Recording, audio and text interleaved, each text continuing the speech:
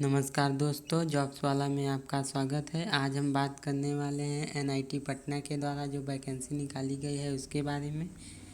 तो चलिए देखते हैं इसमें कौन कौन सी पोस्ट है और कितने पद खाली हैं। इसमें पहला पद है सुपरिटेंडेंट का।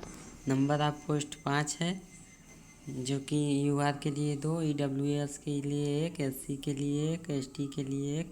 इसमें ओबीसी के लिए एक भी सीट नहीं है और अच्छा खासा पेमेंट देखने को भी मिल रहा है।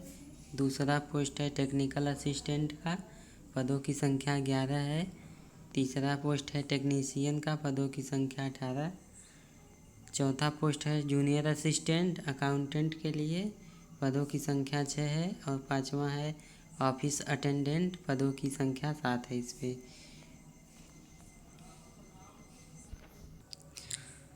फॉर्म केवल इसकी ऑफिशियल वेबसाइट www.nitp.ac.in के द्वारा ही होगा, जो 7 नवंबर 2023 से शुरू हो गया है और 29 नवंबर 2023 तक होगा।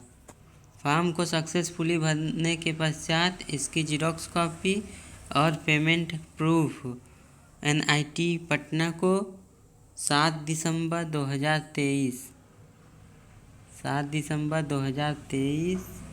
5 बजे से पहले 5 PM से पहले इसके रजिस्ट्रार ऑफिस तक स्पीड पोस्ट के द्वारा भेजना होगा।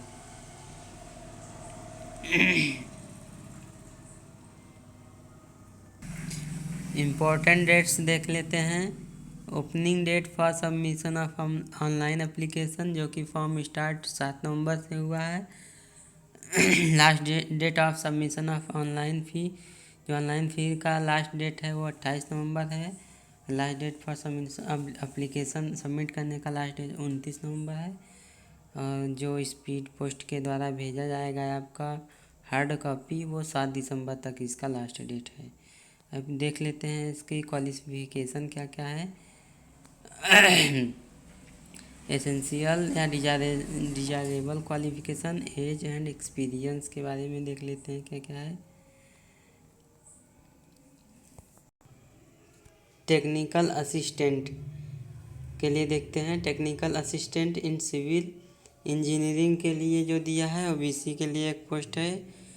एसेंशियल क्वालिफिकेशन में क्या मांगा है इसमें देखते हैं। फर्स्ट क्लास और equivalent grade in BE BTech in civil engineering from recognized university और इंस्टीट्यूट,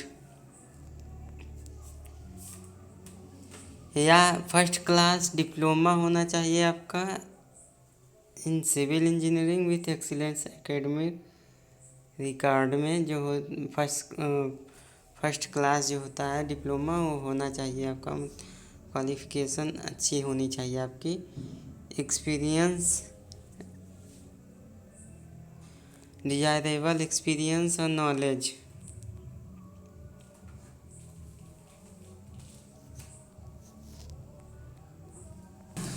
दूसरा टेक्निकल असिस्टेंट में देख लेते हैं। इन इलेक्ट्रिकल इंजीनियरिंग के लिए क्या है, बीई बीटेक होना चाहिए। रिस्पेक्टेड ट्रेड्स के लिए जो ये पोस्ट है वो रिस्पेक्टेड होना चाहिए। इसमें क्वालिफिकेशन जैसे इलेक्ट्रिकल है तो इलेक्ट्रिकल से होना चाहिए आपका बीई बीटेक या डिप्लोमा होना चाहिए। सिविल है तो सिविल से होना चाहिए। जैसे ये केमिकल का है तो इसमें केमिकल के फील्ड में होना चाहिए आपका। ऐसे ही करके दिया हुआ है। आगे देखते हैं क्या है। टेक्नीशियन के लिए क्या है देखते हैं। टेक्नीशियन इन वेबसाइट जनरल के लिए एक सीट है। सीनियर सेकेंडरी 10+2 से होना चाहिए with science from a government recognize board with at least 60% mark जो होना चाहिए आपका 12th में वो होना चाहिए, या 10+2 सिस्टम से government recognize board at least 50% marks से 10+2 होना चाहिए। उसके साथ ही ITI कोर्स से 1 ईयर का होना चाहिए और higher duration in appropriate trade, इसी ट्रेड में या तो 1 साल का या तो 1 से अधिक साल का हो। होना चाहिए। सीनियर सेकेंडरी होना चाहिए। इसी तरह दिया हुआ है। ऐसे भी इसमें भी अलग अलग ट्रेड के लिए अलग अलग क्वालिफ़िकेशन पूरा दिया हुआ है। आप लोग इसकी ऑफिशियल वेबसाइट से जाके सबसे पहले इसके ऑफिशियल नोटिस को डाउनलोड करेंगे और उसे अच्छी तरह देखेंगे और पढ़ेंगे। उसके बाद ही आप लोग अप्लाई करेंगे।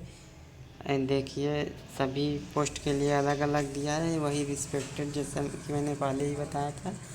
और देखिए जूनियर असिस्टेंट के लिए क्या है, इसमें 6 सीटें खाली है। यूआर के लिए 4, ईडब्ल्यूएस के लिए, एसटी के लिए 1 है। क्वालिफ़िकेशन में देखते हैं क्या है। सीनियर सेकेंडरी 10+2 सिस्टम से होना चाहिए। Recognized board with a minimum typing भी मांगा है इसमें 35 word per minute. Proficiency computer word processing and spreadsheet पे डिजायरेबल में मांगा है। Tally and other accounting knowledge भी होना चाहिए आपका। ऑफिस अटेंडेंट के लिए देखते हैं क्या है। 10+2 जो होना चाहिए सीनियर सेकेंडरी और रिकॉग्नाइज्ड बोर्ड। और इसमें ऑफिस अटेंडेंट के लिए एक्सपीरियंस मांगा है। कम्युनिकेशन स्किल अच्छा होना चाहिए। रिकॉर्ड कीपिंग अच्छा, ये सब आपको पता होना चाहिए। और सुपरिटेंडेंट के लिए देखते हैं क्या है। सुपरिटेंडेंट के लिए फर्स्ट क्लास बैचलर डिग्री होना चाहिए।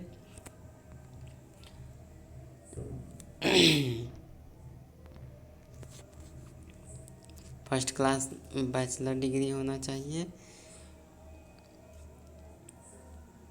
एक्सपीरियंस में वही एक्सपीरियंस इसमें भी मांगा है। Tally and other accounting knowledge होना चाहिए। और proficiency in other computer skills में होना चाहिए। उसके बाद देखते हैं क्या है। उसके बाद यही फॉर्म है जो आपको स्पीड पोस्ट के द्वारा भेजना है। तो सबसे पहले आपको यही काम करना होगा कि ऑफिशियल वेबसाइट www.nitp.ac.in पे जाके नोटिफिकेशन को डाउनलोड करना है। नोटिफिकेशन डाउनलोड करने के बाद सब अच्छी तरह से देख के फॉर्म सबमिट करना है। और उसकी हार्ड कॉपी को अपने पास नहीं रखना है।